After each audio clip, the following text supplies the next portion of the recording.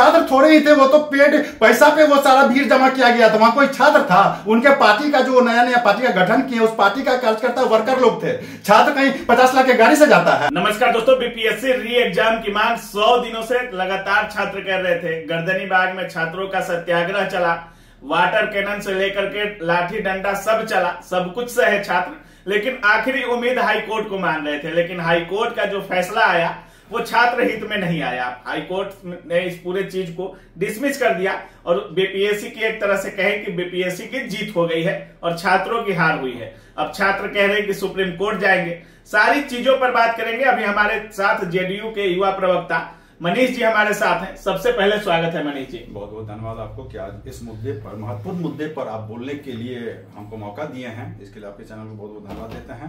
एक चीज है मनीष जी, जैसे आपको भी पता है कि लगभग 100 दिनों से छात्र मांग कर रहे थे बीपीएससी री एग्जाम का, और आज उनके हाथ हाईकोर्ट से भी निराशा लगी है। लेकिन सबसे बड़ी बात कि छात्र एक चीज और मांग कर रहे थे कि मुख्यमंत्री नीतीश कुमार जी कम से कम 5 मिनट के लिए मिल ले। 100 दिन जो सत्याग्रह चलता है, 100 दिन से कोई छात्र जब एक पढ़ा लिखा वर्ग आपसे कुछ डिमांड करता है, क्या मुख्यमंत्री जी को 5 मिनट नहीं मिलना चाहिए था बीपीएससी छात्रों से? देखिए, सबसे पहली बात है कि 17वीं बीपीएससी परीक्षा से संबंधित जो भी मुद्दे थे उसको माननीय मुख्यमंत्री जी खुद निगरानी कर रहे थे कि हमारे बिहार के बच्चों के साथ नाइंसाफी न हो। कब निगरानी कर रहे थे? कब मिले तो नहीं छात्रों से? वो देखिए, वो मिल भी रहे थे, निगरानी भी कर रहे थे। आयोग के तमाम पदाधिकारियों को बुलाकर उसने समीक्षा भी की, लेकिन कहीं कुछ वैसी गड़बड़ी नहीं पाई गई। अब तो वो बाज़ाब्ता प्रूफ भी हो गया कि जब न्यायपालिका गए 17वीं बीपीएससी की याचिका दायर करने के लिए और वहां से भी आपको खाली हाथ लौटना पड़ा। सारे सबूत का आप डंका बजा रहे थे, वो सबूत जमा करने के बावजूद भी आपको खाली हाथ आना पड़ा। तो अब आप कहां जाइएगा? न्यायपालिका से ऊपर तो कुछ है नहीं। ये सबसे बड़ी बात है क्या कि बिहार, लेकिन छात्र कह रहे हैं कि हाईकोर्ट से भी ऊपर सुप्रीम कोर्ट अगर है तो वहां भी वो चली जाए, वो जाके अपना मन का जो भी भ्रम है वो निकाल लें। हाँ। कुछ होने को नहीं है। आयोग भी बहुत ही शुद्ध तरीके से, साफ सुथरी तरीके से परीक्षा का आयोजन किया, एग्जाम लिया और नौकरियां, अब मेंस परीक्षा की वो तैयारी कर रहा है, मेंस की परीक्षा लेगी और फिर वो बालियां करेगी। मतलब जेडीयू के अनुसार बहुत साफ सुथरा परीक्षा हुआ। ये हम नहीं कर रहे हैं, ये तो न्यायपालिका कर रहा है, पटना हाईकोर्ट कर रहा है कि बिहार के कुछ वैसे तत्व जो माननीय मुख्यमंत्री नीतीश कुमार जी को, उनका जो 20 साल का एक छवि है बिहार के, जब से वो मुख्यमंत्री बने हैं, जब से कुर्सी पे मुख्यमंत्री कुर्सी वो विराजमान हुए हैं, उनके छवि को धूमिल करने के लिए एक बहुत बड़ी साजिश रची गई थी राष्ट्रीय स्तर पर। क्योंकि बिहार में जितनी सरकारी नौकरियां दी जा रही है, रोजगार मुहैया करवाया जा रहा है, कि पूरे देश में नीतीश कुमार का डंका बज रहा है, बज रहा है। और एक क्लाइमेट लीडर के तौर पर ये उभरे थे पूरे देश स्तर पे नीतीश कुमार जी। तो नीतीश कुमार जी के इमेज को खराब करने के लिए विधानसभा चुनाव को देखते हुए विपक्षी पार्टियां उसके द्वारा जारी फंड के आधार पर कुछ वैसे शैक्षणिक जगत से संबंधित लोग भी और कुछ वैसे तत्व जो सभी एक जगह इकट्ठे होकर माननीय मुख्यमंत्री जी के इमेज को, हमारी सरकार के इमेज को खराब करने में कोई कोर कसर छोड़ने का काम नहीं किया। एक नए अभी नेता बने थे, आपने नेता बनने का प्रयास कर रहे हैं, वो जो पहले पॉलिटिकल उसको जो भी कहिए, वो गांधी मैदान में धरना दे रहे थे इस मुद्दे को लेकर। प्रशांत किशोर जी, हाँ ठीक है, वो धरना दे रहे थे और हमारे बिहार के भाई बंधु को साथ में लेकर वो चले।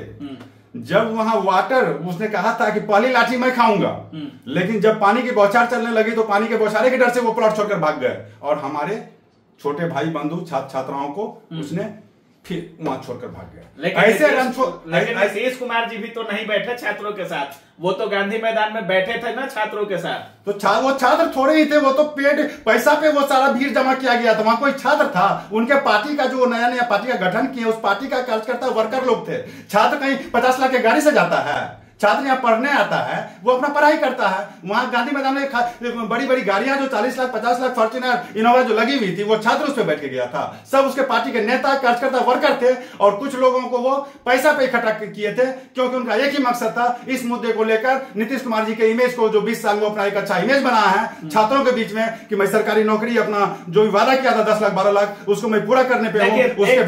उसके बाद में 25 के विधानसभा चुनाव में जाऊंगा कि मैंने रोजगार का वादा किया था, मैं डॉक्टर ने वादा किया था वो नौकरी देकर मैं आया हूँ वोट मांगने के लिए। अच्छा रुक जाइए, बोलने दीजिए। मनीष जी, आपको नहीं लगता है कि जिस तरीके से आप कह रहे हैं कि रोजगार दे रहे हैं, आपको नहीं लगता कि रोजगार देना सही है, लेकिन पारदर्शिता के साथ रोजगार देना? आज पारदर्शिता के साथ नौकरी मिल रही है या नहीं मिल रही है, हाईकोर्ट ने कह दिया ना।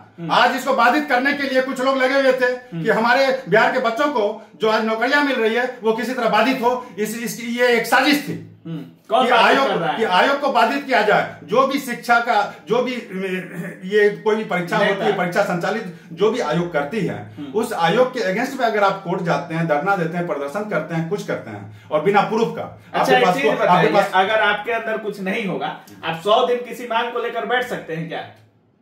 सबसे पहली बात है कि मांग को लेकर कौन बैठ रहे थे? कौन बैठ रहे थे? छात्र बैठा था। देखिए छात्र शिक्षक थे, देखिए बहुत सारे नेता भी आए गए। देखिए छात्र तो बहुत सीधे होते हैं, ठीक है।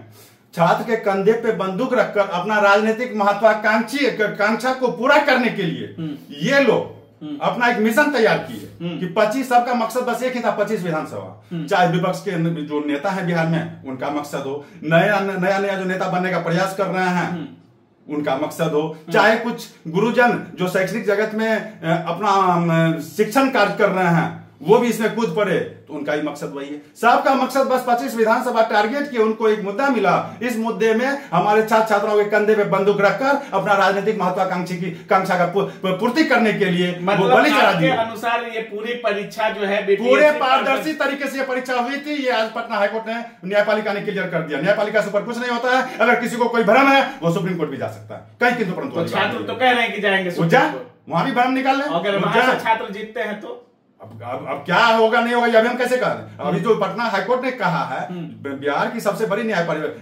प्रणाली है, अभी तो हम उसकी बात करेंगे। अगर उनको भ्रम है तो उससे ऊपर भी चले जाएं, और उससे ऊपर कुछ है वहां भी चले जाएं, वो सारा कुछ कर लें। लेकिन बिहार में पारदर्शिता के साथ परीक्षा होती आई है, आगे होती रहेगी। अगर इसमें कोई संलिप्तता, कभी गड़बड़ी कुछ हुई तो वो कभी बचा नहीं। लेकिन आपको नहीं लगता है कि चाहे नीतीश जी हो, चाहे सम्राट चौधरी हो, चाहे जो भी आपके अलायंस में बड़े बड़े नेता हो, कम से कम 5-10 मिनट भी गर्दनी बाग जा करके छात्रों का हाल जानना चाहिए था उन्हें? देखिए ये कहीं बाहर के तो छात्र थे नहीं, ये भी वोटर हैं बिहार के ही। अगर आपको वोट जैसे कह रहे हैं कि बिहार की छवि, नीतीश कुमार जी की छवि बर्बाद की जा रही थी, तो ये जाकर के अपना छवि भी तो बना सकते थे।